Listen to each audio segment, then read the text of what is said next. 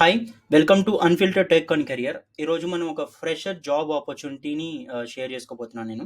ఎల్ఎస్‌సిజి అనే company data అనలిస్ట్‌ని hire చేసుకుంటుంది. దీని CTC estimated around 6 LPA and గ్రాడ్యుయేట్స్‌ని వాళ్ళు హైర్ చేసుకుంటున్నారు. సో, డేటా అనలిస్ట్ రోల్ ఇది. మనం దీని గురించి మోర్ డీటెయిల్స్ అయితే చూద్దాం డీటెయిల్డ్‌గా. సో, వీళ్ళు హైర్ చేసుకున్న role data analyst and qualification BE, BTech ఉండాలని ఎక్స్‌పెక్ట్ చేస్తున్నారు. లొకేషన్ అయితే వర్క్ లొకేషన్ బెంగుళూరు ఉంటుంది. CTC 6 LPA estimated.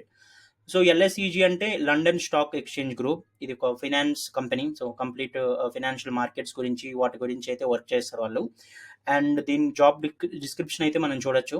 చాలా లాంగ్‌గానే ఇచ్చారు. Analysis of data attributes across multiple systems and project data interaction impacts are known and understood.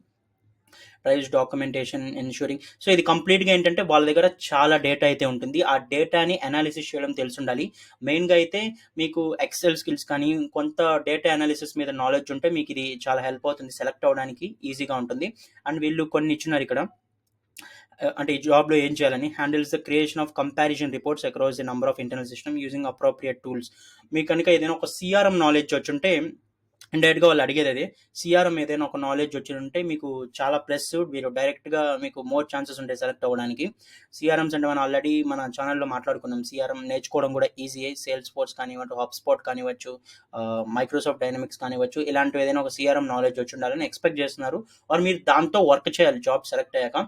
ఇది ఫ్రెషరే కాబట్టి డీప్‌గా అయితే ఎక్స్‌పెక్ట్ చేయట్లేదు. అది జాబ్ డిస్క్రిప్షన్. మనం ఇప్పుడైతే వాళ్ళు ఎలాంటి క్వాలిఫికేషన్స్ ఎక్స్‌పెక్ట్ చేస్తున్నారనేది చూద్దాం. మనం కూడా జాబ్ డిస్క్రిప్షన్ చూసాము. మీకు బ్యాచిలర్ డిగ్రీ ఉండాలి. దేంట్లో అయినా పర్లేదు. అండ్ ఇన్ డేటా మేనేజ్మెంట్ అయినా, కంప్యూటర్ సైన్స్ అయినా, మేనేజ్మెంట్ ఇన్ఫర్మేషన్ సిస్టమ్స్ అయినా, ఆర్ ఏదైనా రిలవెంట్ అయినా, అంటే మీకు knowledge about computers and data ఉంటే సరిపోతుంది. Strong analytical organisation and prioritisation skills ఉండాలి. Communication skills as usual expect చేస్తున్నారు. సాలిడ్ ఇంగ్లీష్ స్కిల్ ఉండాలి అని.